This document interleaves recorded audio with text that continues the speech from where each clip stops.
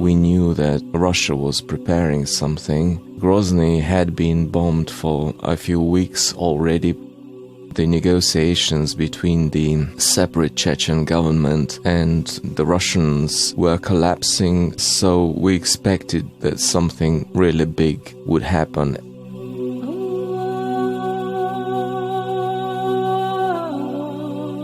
On December the 11th, we received news that the Russian troops entered Chechnya from 3 directions, and the war began. It took a few more weeks before we really felt that Grozny was becoming uninhabitable. Bombing, shelling from all directions, so it was like hell on earth.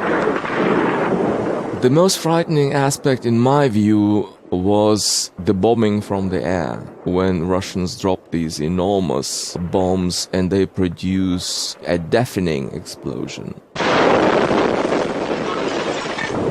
That is the most frightening thing. The Russians have enormous firepower, and they unleashed all of it on this small city. One foreign correspondent, I remember, was counting the number of detonations per minute, and it was like every second you had several detonations.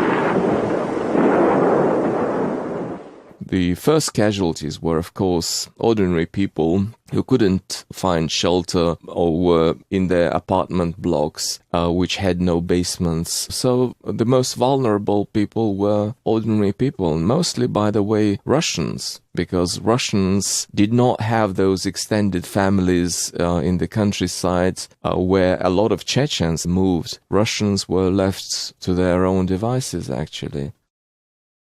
I wasn't planning to leave Grozny, although I realized that there was no electric power, there was very little water left, and almost no food. But on January the 5th, 1995, I heard loud knocks on my door, and when I opened the door, I saw my cousin standing there, clearly shaken, and he told me that his house was just bombed and we need to get out of Grozny.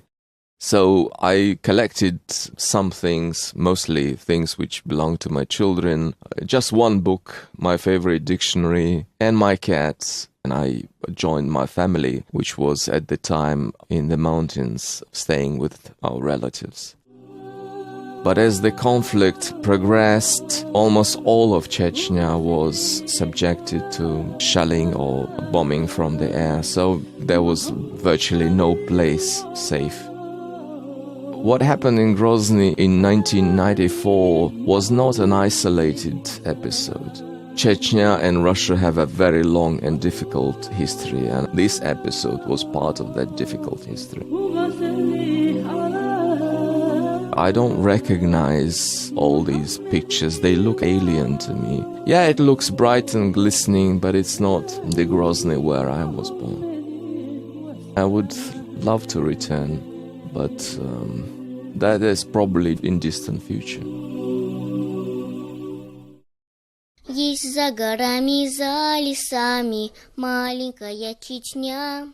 Там люди с грустными глазами, всюду идет война. Там небо вспышками искрится, от взрывов дрожит земля. Там ежедневно гибнут люди, грусть в их глазах видна. Маленькая Чечня, маленькая Чечня, стонет земля и плачут дети, нам не нужна война.